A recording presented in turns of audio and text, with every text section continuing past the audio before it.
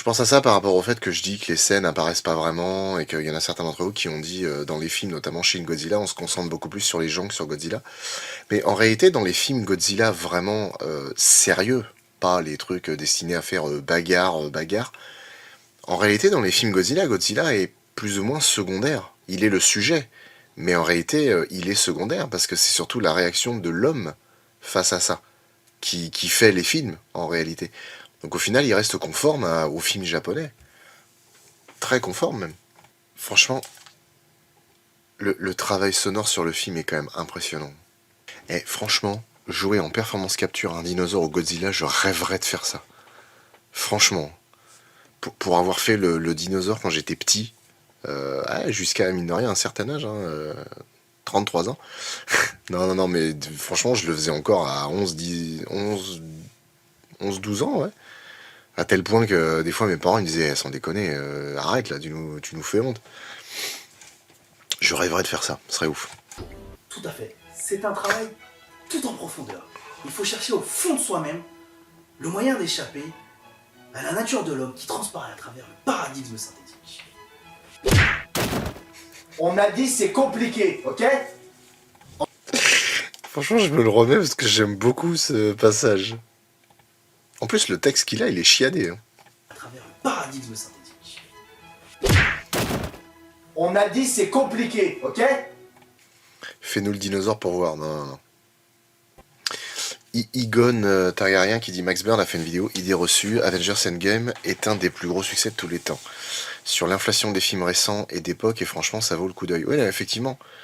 Si on suit l'inflation, ouais, c'est super intéressant de voir que par exemple, c'est des films comme Blanche-Neige, Autant n'emporte le vent, etc. Pardon, qui sont grave au-dessus de tout. Mais bon, c'est pareil, au bout d'un moment, ça devient une espèce de course à qui est la plus grosse. C'est fatigant, quoi. La grande bagarre, c'était entre Avengers Endgame et Avatar. Les gens qui disaient, ouais, mais en fait, c'est Avatar qui a fait le plus de thunes. Sauf que, en fait, et surtout les gens qui gueulaient en disant, ouais, mais Avengers Endgame, ils veulent le ressortir au cinéma dans une version longue ou je sais pas quoi. Les mecs, ils trichent. Avatar, il a pas eu besoin de ça. Avatar, mec, il est sorti au moins 4-5 fois au cinéma encore. Les ressorties, ça arrive très souvent. D'ailleurs, petite chose intéressante que je vous invite à relayer sur tous les réseaux si jamais un jour vous voyez quelqu'un en parler. Jurassic Park n'a jamais fait 1 milliard de recettes quand il est sorti. C'est avec la ressortie en 2013 pour les 20 ans du film en 3D qu'il a dépassé le milliard, qu'il a fait je crois 1 milliard 100 et quelques. Initialement, le film a fait à peu près 912 ou 918 millions de recettes à l'époque, entre 1993 et 1994. Et pour l'anecdote, sachez que Jurassic Park à l'époque est resté 1 an à l'affiche aux États-Unis. Pendant 1 an, il a généré des revenus. Quasiment 1 an, je sais même pas. Si, ouais, quasiment 1 an, je crois. Donc, non, faut aussi faire très attention à ça. Et notamment, je vais en parler là pour les Dents de la Mer 3. Euh, Parce que. Alors, c'est la seule chose que j'ai corrigée après avoir vu la vidéo de Guillaume Cassard. Parce que c'est dans la partie technique, donc comme j'avais déjà tourné la partie narrative, ça allait. Mais pour la partie technique, je me suis dit, c'est quand même intéressant parce que lui parlait des recettes du deuxième film, donc Les Dents de la Mer, deuxième partie, qui en fait a fait 187 millions de dollars de recettes, sauf que lui il a dit 205 ou 208. Et je me suis dit, merde, d'où il sort ce chiffre? Et en fait, oui, c'est en prenant en compte les ressorties du film. En prenant en compte les ressorties, effectivement, il a fait 208, mais initialement, il avait fait 187. Donc c'est vachement important de s'intéresser à ça. Ce qui me tue avec Jurassic Park, c'est le budget du film et le résultat à l'écran quand on voit les budgets à l'heure actuelle et le résultat à l'écran. Bon, Jurassic Park, il y a plein de choses. Il y a le génie des concepteurs, il y a la mise en scène de Spielberg, il y a la musique de John Williams, il y a les effets spéciaux, etc. Mais il faut savoir aussi qu'au niveau des effets spéciaux, les mecs à l'époque, bon déjà il n'y avait pas beaucoup de plans, il y a à peine 5 minutes de plans en images de synthèse, il faut comprendre que les mecs avaient vachement de temps à l'époque pour travailler sur les effets numériques. Parce que c'est pareil, les effets numériques, je crois qu'ils les ont fait pendant plusieurs mois. Et quand je dis plusieurs mois, c'est pas genre 3 ou 4, je crois que c'est plus que ça, je sais même pas si c'est pas presque 1 an, en exagérant. Et apparemment, un scandale avait secoué un peu Disney il y a de ça 1 an ou 2, et qui disait qu'en fait les spécialistes des effets spéciaux gueulaient parce que Disney leur balançait plein de projets et les mecs avaient pas le temps de tout finir. C'est ce qui donne en fait des projets dégueulasses avec des effets spéciaux qui puent la pisse parce que les mecs ont pas le temps d'affiner les textures, les mecs ont pas le temps de faire les ombres, de faire les lumières, etc. Et c'est ça qui est dommage en fait, c'est qu'aujourd'hui on ne prend plus le temps. On a des outils extraordinaires pour faire du numérique, mais en fait on ne prend pas le temps. Et ça c'est vraiment trop dommage. En prenant en compte aussi le coût des goodies et autres produits dérivés des films qui ont connu énormément de succès comme Jurassic Park. Alors oui, après ça c'est à part, ça a rien à voir avec le box-office du film, mais effectivement, c'est intéressant de voir après ce que le film a rapporté dans son merchandising. Et, euh, et c'est effectivement ça compte aussi énormément dans la balance, hein. Franchement, ça me fait à moitié dresser les poils. Cette ouverture vraiment de Godzilla, j'en suis dingue. Vraiment. Ça c'est pareil, ça me botterait bien un jour de faire un live qui pourra pas être diffusé ni sur YouTube et qui pourra pas rester longtemps, que ce sera un live éphémère. Mais vraiment un live où on parle de bandes originales, où je vous parle vraiment de ces bandes originales que j'aime et qui me font vraiment kiffer. Franchement, qui me font vraiment kiffer. Et je pourrais faire des heures entières sur la bande originale des Dents de la Mer. Sur Jurassic Park, pareil, mais il y a pas mal de films comme ça où j'aimerais vraiment parler de ça. En fait, pour aller plus vite, il faudrait qu'on écoute tous ensemble la bande originale. Donc moi et les 250 000 abonnés qu'on a, il faudrait qu'on soit tous dans la même pièce et qu'on écoute la musique pour vous expliquer comment je la ressens. Mais on n'a pas 250 000 abonnés. Ouais, je sais. Un thème récurrent. Toujours pas, hein. C'est que la bataille de Clan Natu, ouais, c'est ça. Perso, je crois que c'est le thème de Godzilla King of the Monsters qui m'impressionne. Ah oui, non, mais clairement. Alors, faut savoir que King of the Monsters approche, c'est-à-dire qu'on va le faire dans pas longtemps. Ce thème... Tiens, allez, juste pour le kiff. Le thème de Godzilla des films de la Toho. Franchement, qui est déjà vachement bien. Moi, je trouve le thème initial de Godzilla est quand même très très chouette. Il manque une alerte de raid. Oh merde. Oui, bah, j'en ferai une. Je mettrai un truc de Rainbow Six, genre on est attaqué ou je sais pas quoi. Et bah bienvenue à tous, vous qui êtes des raiders de Holy Pit. Ce soir, on se regarde, c'est une soirée anecdote sur les monstres de films. Si vous connaissez pas la chaîne, bah, je vous invite à regarder. Et là, je vais passer deux versions de la bande originale de Godzilla. C'est ce qui fait la différence avec les chaînes de review de films. Les autres chaînes, il y a une part de tes vidéos dédiée à l'analyse des bandes originales, des toiles et des poils là aussi pris en compte dans ces reviews. Bah, il paraît que je suis plus ou moins le seul à avoir fait ça jusqu'à maintenant. Donnez-leur 5% pour l'annonce de raid. Bah oui, mais ça existe pas, donnez-leur 5%. Ou alors faut que je l'enregistre moi. Bon, alors Godzilla 1954. Ah, celui-là.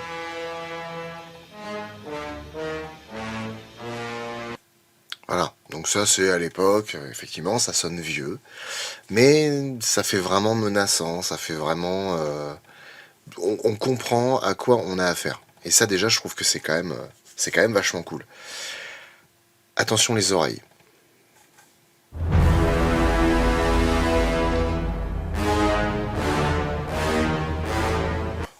On est sur deux dimensions très différentes. Bah, quelque part ça reprend exactement pour le cri, hein. C'est que le cri de Godzilla de 54, c'est... Voilà. Le cri de 2014, de celui de Legendary Pictures, c'est quand même un truc assez ouf. C'est comme la musique de The Thing qui pour moi est vraiment géniale car c'est simple, on comprend que la chose est là, mais on sait pas qui est l'imposteur et ça pose l'enjeu du danger présent. Ouais, complètement. Dans Godzilla 2, quand la musique se lance durant le combat final, j'ai eu des poils. Ah ouais, mais complètement, hein. Et puis mais même quand il émerge de la glace, quand Ghidorah est sorti de sa prison, là, c'est énorme. Il y a un remix que j'adore, mais impossible de mettre la main dessus et je ne sais plus où je l'ai entendu. Salut Rainslord, bienvenue dans mon store de Twitch et bienvenue sur le chat. Alors peut-être que t'es abonné depuis longtemps, je sais pas. Ben non, je crois que tu t'es abonné il y a peu. Bon bref, t'as follow il y a peu. Je ne sais plus, voilà, je ne sais plus où j'en suis. Ça me rappelle les musiques du jeu Planetary Annihilation. Je connais pas. Oui, c'est ça. Dans le premier, t'as un mec tout seul avec une trompette, dans le deuxième, t'as un orchestre.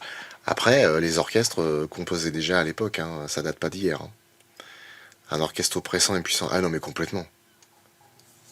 La musique d'Halloween est très bonne. John Carpenter a fait un concert partout dans le monde, là, où il a repris ses bandes originales et il les a améliorées avec un petit groupe. Alors il y a un guitariste, il y a un batteur, et je sais pas s'il n'y a pas un bassiste. Ou alors non, ils sont que deux, je crois. Il y a que deux mecs avec lui. Et franchement, il a repris certains de ses thèmes, c'est une tuerie. J'ai jamais pu retrouver celui de The Thing, où en fait ça se termine carrément avec un morceau de guitare et tout, enfin c'est vraiment une tuerie. Mais surtout, j'ai pris celui de New York 1997, qui est extraordinaire. Franchement, je vous invite à le télécharger, enfin, à acheter, voilà, bon, bref. Mais si vous voulez, même juste déjà l'écouter sur YouTube, c'est génial. Je pourrais le mettre là, mais il faudrait que je mette les deux pour vous comparer vraiment la qualité des deux. Mais franchement, le remix qu'il a fait, il est extraordinaire. Les BO de Carpenter sont excellentes. Ah oui, mais franchement, là ça y est, on est en train de dériver légèrement, hein, parce que c'est pas une soirée bande originale, mais alors je l'ai mis dans Ennio Morricone, mais bon, Ennio Morricone a fait quelques morceaux. Mais le morceau qu'on connaît le mieux, c'est Carpenter.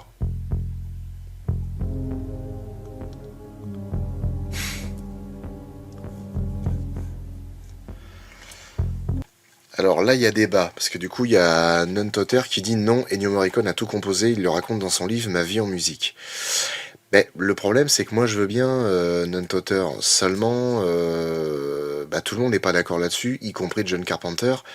Et le truc, c'est que quand tu connais la filmographie, mais surtout la musicographie, on va dire, de John Carpenter, ce qu'on vient d'entendre, ça ne peut être que de John Carpenter. Que Ennio Morricone ait composé un truc au synthé comme ça me paraît absolument impossible en fait. Je connais pas 100% des bandes originales d'Ennio Morricone, mais Ennio Morricone a toujours eu un orchestre avec des grandes partitions, avec des trucs.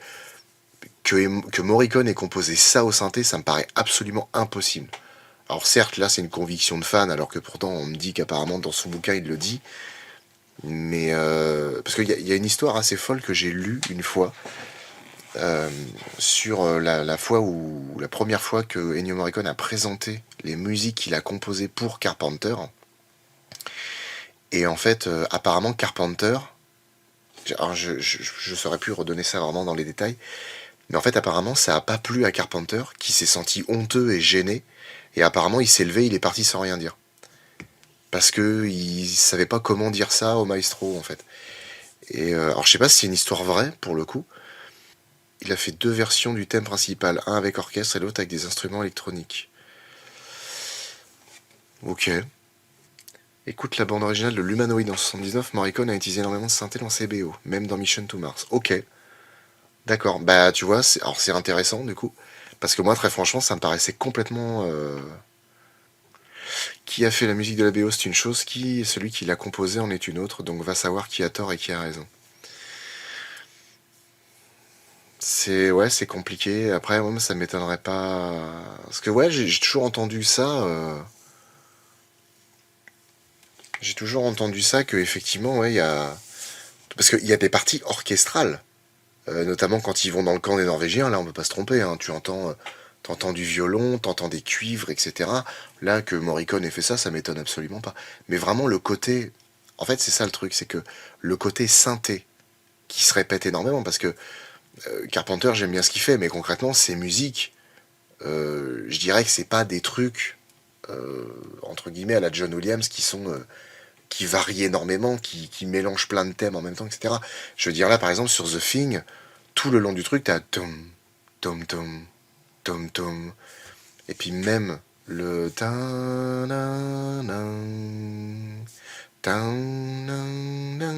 ça en fait c'est ce qui tourne en boucle pendant toute la musique en fait.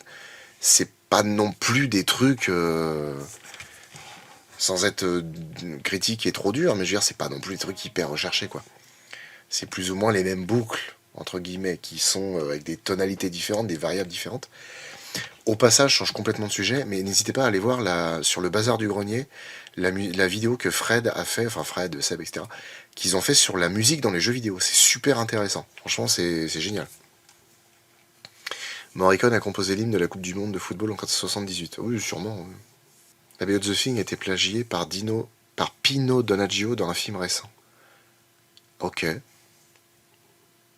Après, par contre, oui, effectivement, la BO de The Thing est riche dans le sens où Et encore, elle est riche. Je veux dire, moi j'adore les thèmes, hein, vraiment. C'est une bande originale qui me met au bout d'un moment vraiment mal. Je veux dire, et même Ennio Morricone l'a dit lui-même, il a dit c'est vraiment la partition la plus lugubre que j'ai jamais composée. Et vraiment, ouais, c'est une partition qui est... Waouh. C'est vraiment, ça fout le moral dans les chaussettes, hein, c'est impressionnant. Et en fait, il y a quand même plusieurs thèmes, plusieurs morceaux musicaux, mais qui reviennent en fait. Ça revient relativement en boucle. Brièvement, je fais écouter, mais je veux dire, merde. Le camp norvégien, par exemple, ce morceau,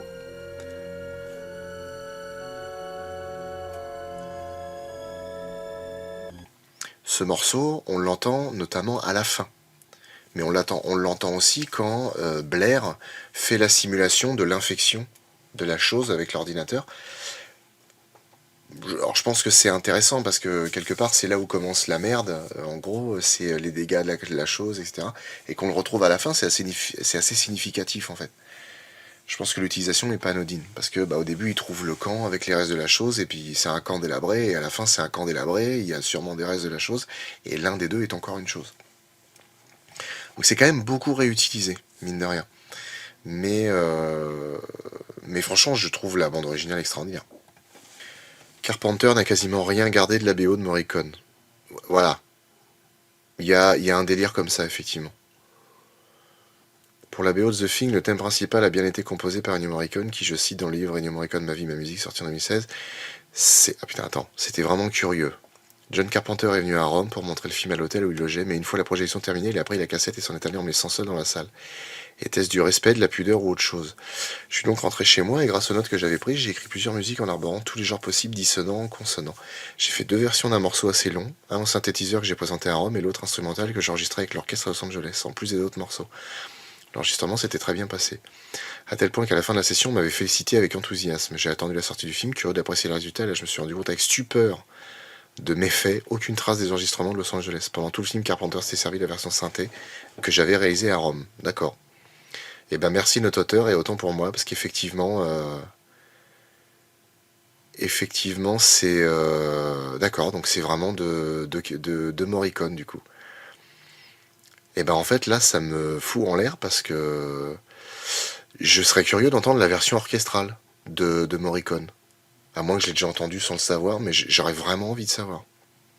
Bref, donc voilà. C'est des choses qu'on a apprises et que j'aurais sûrement oublié. Faut que j'achète ce bouquin. Morricone, ma vie, ma musique. Puis en plus j'adore Ennio Morricone. Les partitions extraordinaires. Alors, Humanity Part 1, excusez-moi, parce que du coup, on me dit la version orchestrale de Morricone, c'est Humanity Part 1. Alors, en fait, je l'ai déjà entendu parce que je l'avais téléchargé. Ah, c'est énorme. Il y a un mec en commentaire de cette musique, parce que c'est sur YouTube. Le mec marque, il n'y a pas beaucoup de musique au monde qui me donne vraiment froid. C'est stylé. Franchement, ça me fait trop kiffer de voir des messages comme ça. Ah là là, The Thing. J'ai hâte qu'on le fasse, putain. C'est ce moment où on cherche pas à savoir si c'est logique ou pas. Ce qu'on voit est tellement prenant qu'on oublie tout et on se focalise que sur ça. Le meilleur exemple que j'ai... Si j'ai mis les dents de la mer, je pense que vous vous doutez de pourquoi, hein, parce que quand on connaît vraiment bien les requins et qu'on sait que notamment ils touchent avec la mâchoire, le grand requin blanc des dents de la mer, quand on lui met la bouteille dans la gueule, il fait « Ah non !» et il crache. C'est bon, ça s'arrête là. Donc voilà, ça reste de la suspension consentie, de l'incrédulité, c'est pour l'effet waouh, c'est la mise en scène quoi. Junior qui nous dit, il y a un chanteur refoulé en toi, je le sens dans plusieurs épisodes. Clairement oui, j'estime être un très mauvais, j'estime être un mauvais chanteur. Et c'est mon grand regret parce que étant un fan absolu de Richard Darbois, et étant donné que j'adore le génie d'Aladin, j'aurais adoré être capable de chanter correctement ce genre de chanson parce que je trouve ça génial en fait. Mais je pense que c'est comme pour tout, c'est quand tu es capable de faire certaines choses, ce que tu n'es pas capable de faire, en fait tu es envieux, t'as qu'une envie, c'est de le faire. Concentre-toi sur ce que tu sais faire, tu perdras moins de temps. Tu es le nouveau Brel. Bah allons, je suis une Brel, ouais plutôt. Au passage, Brel, s'il y a bien une chanson de Jacques Brel qui me fait dresser vraiment les poils et c'est Le Port d'Amsterdam. Cette chanson, elle est extraordinaire. Argo ou encore de Dalton Trumbo à Power Rangers. Ce mec-là, comme Louis de Funès, pour moi, c'est un exemple à prendre de ces mecs qui ont des carrières extraordinaires et qui ont laissé vraiment une marque, mais qui ont été connus super tard. Les mecs vraiment percent. De Funès, c'est pareil. Je crois que De Funès, il avait une 50aine d'années quand il a vraiment explosé. En fait, il y a toujours de l'espoir. Faut jamais lâcher l'affaire. Des fois, ça peut être long. On peut peut-être se dire qu'on est ridicule à insister, mais ça arrive toujours. Il n'est pas trop tard pour commencer la musique Flo. Ah non, non, non.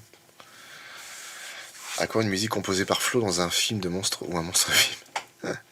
Et si je la connais, c'est parce qu'elle a refusé 4 fois de jouer pour Steven Spielberg. Une fois pour Indiana Jones et la dernière croisade, une fois pour Jurassic Park, une fois pour la liste de Schindler et une fois pour le monde perdu Jurassic Park. Non mais...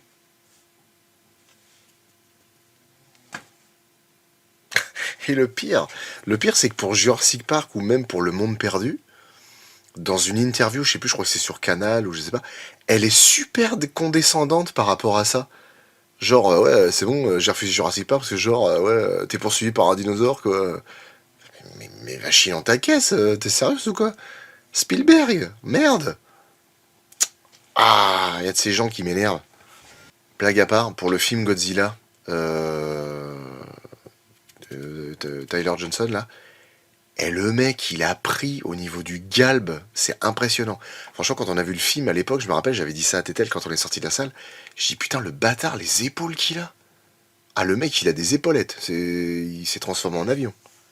Pour moi, ce Godzilla... La faille, c'est vachement bien comme film, avec Anthony Hopkins et, comment il s'appelle, Ryan Gosling, vraiment très bien.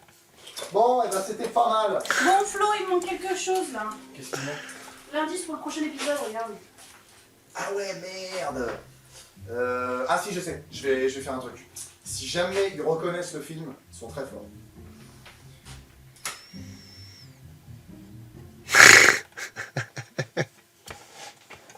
Alors, putain, elle est vachement bien la photo. À Dédé derrière qui tire la gueule parce qu'on a oublié de faire une scène. Tétel qui regarde la caméra. Elle est super cette. Faudrait que je fasse une capture de ça. Elle est vachement bien. Gros caillou. En fait, cette scène, elle est véridique. Parce que on a fini le tournage, on avait commencé à démonter le fond vert. Et je regarde le texte et je dis merde! La scène de fin. Il n'y a pas de... Ou je crois que c'est quelqu'un qui me l'a dit. Et il n'y a pas de truc pour le film d'après. Comment on fait? Eh ben... On improvise. Et ça rend vachement bien. Et franchement, cette photo, elle est ouf. Faut que je fasse une capture sans déconner. Elle est trop bien. Ça marche trop bien. Une sacrée pléiade d'acteurs et d'actrices, là. Vous remarquerez souvent que les génériques, je mets 3 images à chaque fois. Là, il y en a 1, 2, 3, 4. Il y en a même 5, je crois. Et vraiment, quand on a un générique qui est long, il y a vraiment besoin de mettre beaucoup de trucs. Je rajoute une image, peut-être même 2 des fois. Le truc bizarre, c'est qu'on revoit un muto dans King of the Monsters. Pourquoi ? Je crois que j'avais vu une explication comme quoi en fait les 2 mutos qui se sont réveillés, parce que c'est pour ça que Godzilla arrive et leur casse la gueule. C'est parce qu'en fait ils doivent pas être réveillés. Ils doivent être en sommeil et comme ils n'obéissent pas en gros au truc des kaiju, à la loi des kaiju, au gang des kaiju, et bah du coup Godzilla il arrive et il leur casse la gueule. Voilà. On se mate Rampage. Mais pourquoi tu mets cette chemise? Bah, je me suis dit que c'était le meilleur moment pour la mettre parce qu'on va parler d'un film qui est tiré d'un jeu vidéo. Putain. Ah d'accord. Bon, bah du moment que ça gêne pas Squeezie. Pourquoi tu veux que ça gêne Squeezie? Bah c'est la chemise que porte Squeezie, c'est ça? Il parle de jeux vidéo, Squeezie, non?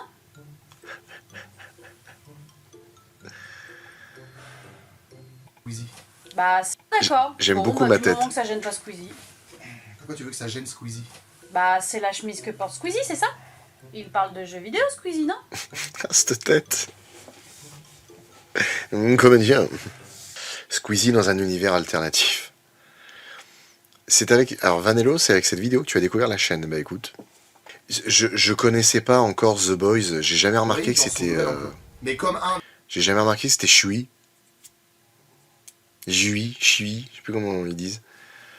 Dans The Boys. The Boys, pareil, putain, la prestation de Karl Urban, elle est géniale. On va aller botter le cul des super.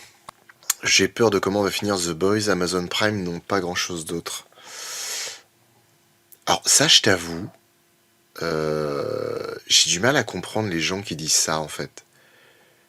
Je me souviens d'un chef, quand j'étais à la RATP, qui disait « Ouais, Netflix, c'est de la merde, y a rien, y a pas de programme. » Y a pas de programme? Vous êtes sérieux, les mecs? Entre les séries, les films, les documentaires, il y a 1000 trucs à voir. C'est juste qu'il n'y a pas de programme que tu oses regarder. Il y a des choses vers lesquelles tu vas pas, parce que tu dis « Ouais, ça va être de la merde. » Franchement, il y a des trucs qu'on a regardé sans conviction avec TTL, et au final, on a bien accroché. Hein. Par contre, oui, je suis tout à fait d'accord. Il y a la série Reacher. Franchement, la série de Jack Reacher, elle est ouf. Et déjà, l'acteur qu'ils ont pris, c'est une caisse. Il est pas loin du même gabarit de cet Albatros, là. Franchement, Reacher, c'est vraiment une série que je conseille. Hein. Très très bien.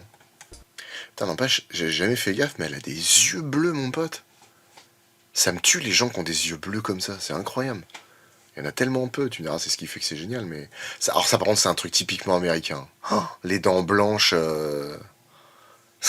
c'est de la porcelaine de chiottes. C'est extraordinaire. Jack Ryan, j'ai pas regardé, mais il paraît que c'est pas mal. Mais Jack Ryan, c'est Tom Clancy, je crois. Il me semble. Je sais plus si c'est Tom Clancy ou si c'est le même mec que Jack Reacher. Davis, Ouais. ça fait un moment qu'on travaille ensemble. Ça te dirait pas qu'on ait mangé Comédien. Je suis désolé, mais je préfère les animaux. Non, c'est mais pas ce que je voulais dire. y a pas de souci. C'est pas ce que je voulais dire. Vraiment, Aucun problème. on s'est mal Aucun compris. souci. La nuit venue, les 3 échantillons s'écrasent sur terre. Franchement, quelque part, c'est quand même cool de faire les soirées anecdotes avec vous, parce que je trouve qu'il y a des sketchs qui sont bien. Franchement, ouais, parce que je suis toujours très défaitiste par rapport aux vidéos. Ce sketch était très bien. En termes de jeu, je l'ai trouvé vraiment pas mal. Alors ça fait le mec qui se... Hein, mais franchement, j'ai beaucoup aimé. Et a pris un petit peu de masse. Franchement... alors attends, parce qu'il y a Droid qui disent j'ai fait une vanne pourrie, je suis tout seul dans mon délire. J'ai vu, non, quand t'as dit Georges de la Jungle, c'est avec Brendan Fraser. Je l'ai compris. Tu es drôle, le savais-tu? Bah... ça dépend pour qui. Très franchement, on dit toujours The Rock, mauvais acteur, etc. Bon, c'est pas une prestation de ouf, que ce soit clair. Mais je trouve que la tête qu'il prend, l'attitude qu'il a et tout, quand il voit George se dévoiler, je trouve que c'est très bien joué, vraiment. Y a des gens qui ne savent pas faire ça.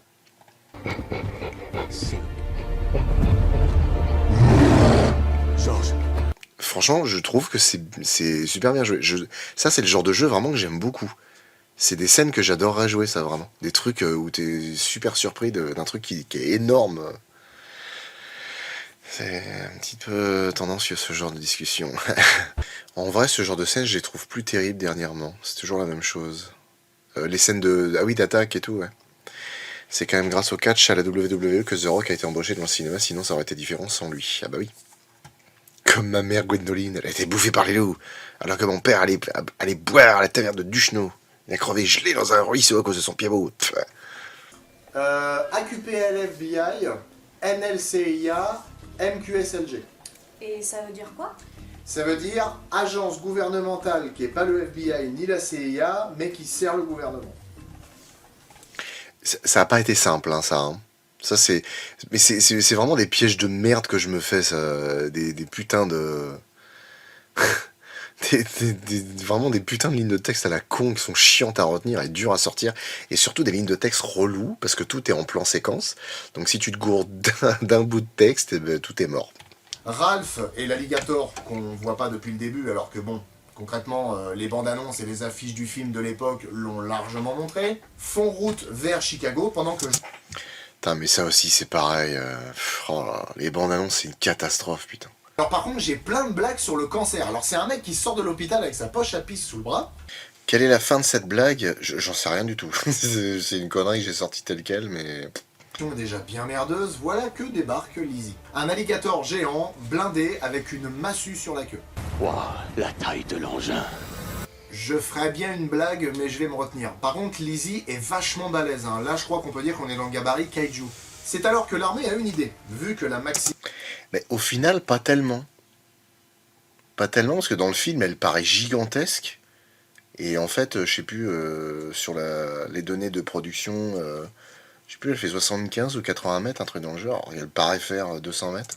Ah bah c'est sûr que depuis notre expérience avec Godzilla, on a vachement appris. Hein. Là c'est vrai que maintenant on n'utilise plus de bombes. Ah, j'avais oublié ce personnage. Le lieutenant Nuke. C'est rigolo. Inventeur de la bombe à frire. Par contre on va pas courir trop vite si ça te dérange pas. Qu'est-ce que je me suis fait chier à mettre ça. Je me suis trouvé, je sais plus, une espèce de photo de chair, un truc comme ça là. Et en fait, il fallait que la chair bouge en même temps que moi. Mais je savais pas faire ces trucs-là, moi. Du coup, j'ai fait un truc à moitié bidon où tu vois la chair qui bouge un peu. Mais bon, ça passe, quoi. Nanuxorus qui joue les trolls. Il y a Martinovich qui dit c'est quoi le film? Et aucun, c'est arrivé en vrai. Il y a l'autre soldat sniper qui a survécu à un headshot. Grosse histoire. Après, tu me diras, oui, dans une situation bien spécifique, ça peut arriver. Mais j'en parle pas dans l'épisode d'ailleurs, ça. Si tu fais manger un médoc dans une croquette à un chien, ça marche, donc un calmant dans un sac à gorilles. Alors oui, à un gorille, pardon, pas un sac à gorilles, c'est un sac énorme où tu mets les gorilles dedans. Oui, seulement en fait la croquette, ça met du temps avant de se faire. Là c'est dans le sac, il faut quand même qu'il digère la bonne femme et le sac, et après que les sucres libèrent un petit peu... Mais The Rock... Le requin Gérard et le gorille Bigard. Le gorille Bigard, c'est très drôle. Ah putain. Ah, c'est Jean-Marie de Argenté, ma couillasse. Vous isolez l'ADN de la poire, vous prenez avec le ciseau moléculaire le gène qui lui permet de pourrir très lentement, et vous le mettez dans la pomme. Ce qui fait que vous allez avoir des pommes qui sont 2 fois plus J'ai tenté les animations là, franchement. Alors que j'aurais pu faire un truc tout con, enfin bon. grosses que la moyenne et qui mettront... Et le décor le plus massif a été celui du toit de l'immeuble d'Energy. Il a été entièrement fabriqué et monté sur des vérins pour simuler les secousses produites par les bestiaux en train d'escalader le building. Et de vrais morceaux de décor tombaient sur le plateau. Je te dis pas si tu... Je trouve ça quand même tellement... Enfin franchement, je trouve ça tellement intéressant, même quand je revois les vidéos en fait. Franchement, je trouve ça vraiment cool de voir à quel point les mecs se démènent pour faire les films, quoi. C'est vrai que les scènes d'action sont bien visibles, ce qui devient rare. Oui, non, mais franchement, oui. Ah oui. Bien sûr, je pense que la jante féminine et une partie de la jante masculine n'a sûrement pas oublié son rôle dans les 2 films Magic Mike, mais... Tethel est relativement fan de Joe Manganiello. Ça doit être son jeu d'acteur. Elle s'en déconne, le mec, il est taillé comme les Action Man que j'avais quand j'étais gosse. Il est légèrement bien gaulé. Oui, un peu. Un peu comme le jeu, en fait. Ça consiste à tout péter, à se détendre et à pas réfléchir. Tu savais qu'il y avait une scène post-générique qui a été coupée? Ah non, je savais pas, non. Abe, you have nothing to be scared of, I promise. Yeah? Have you seen Jaws? Because I have. And what I learned from that movie is that oceans are terrible. Franchement, Alexandra Daddario, je crois que c'est plus ou moins une des actrices une de ses actrices, j'en bafouille, que je trouve les plus ouf de ces dernières années, vraiment.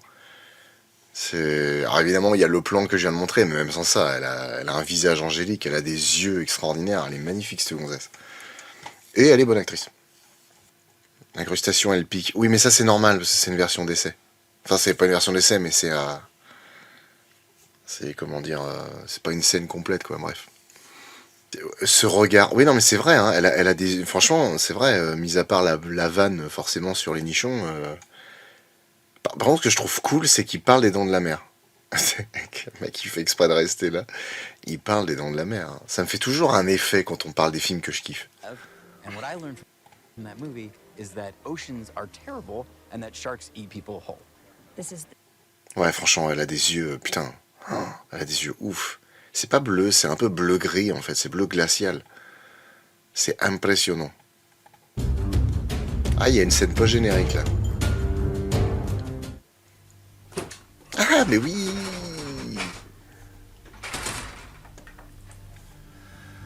c'est verrouillé, hein. Qui que vous soyez, vous rentrerez pas. Au revoir, Flo.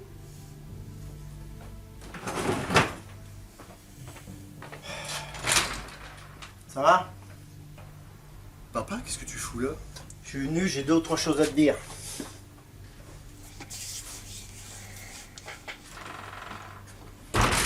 Maman est pas avec toi. Oh merde, j'avais bien, j'ai oublié un truc. Oh. Est décuplé quand c'est filmé en gros plan. Oula, oula, oula, oula, oula, Au niveau casting, il y a du qu'est-ce qu'il y a, monde, donc qu'est-ce qu'il y a, je vais qu'est-ce qu'il y a? faire bref. Jason Statham est évidemment... Ok. Pourquoi il m'a lancé The Meg à la fin en plus? Ok, bon bah écoutez les enfants, il est 23h. Oui, c'est vraiment mon père, effectivement. Sinon, pas mal historique en haut, galère de bagnole. Non. Non, non. Simple envie de changement.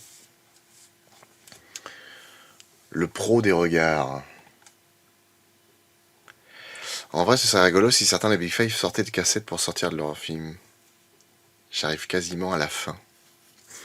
Donc merci à tous d'avoir suivi ce live, on se retrouve vendredi. Ou alors peut-être que je ferai un truc sur les bandes originales de films, on ne sait pas, on ne sait pas. Allez, je vous fais des bisous et à vendredi.